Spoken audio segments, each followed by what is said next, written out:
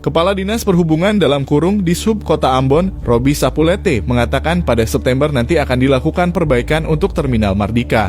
Sehingga dalam perbaikan itu pemerintah kota dalam kurung Pemkot Ambon telah menyiapkan anggaran sebesar 1,7 miliar rupiah.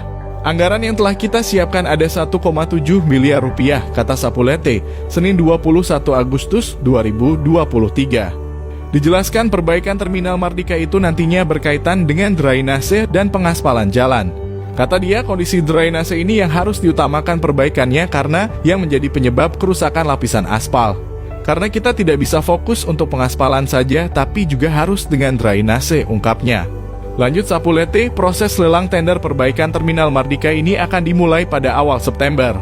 Sehingga waktu untuk masa pengerjaan hingga selesai dibutuhkan sekitar 1,5 bulan. Dan ini nanti akan dilakukan pada Terminal A1 dan Terminal A2, tandasnya. Kepala Dinas Perhubungan dalam kurung Dishub Kota Ambon, Robi Sapulete, mengatakan pedagang harus kosongkan Terminal Mardika saat proses perbaikan berlangsung. Pasalnya, keberadaan pedagang nantinya akan mengganggu proses perbaikan yang nantinya sementara berlangsung. Jadi kami harus kosongkan terminal dari aktivitas pedagang dan kami juga sudah beritahu ke koordinator pedagang bahwa nanti akan dilakukan perbaikan, kata Sapulete, Senin 21 Agustus 2023. Lanjutnya dalam proses perbaikan nanti entah kemana pedagang nantinya dialihkan sementara, yang mengatur itu nantinya dari Dinas Indag. Yang pasti pihaknya berharap agar tak ada aktivitas pedagang selama perbaikan berlangsung.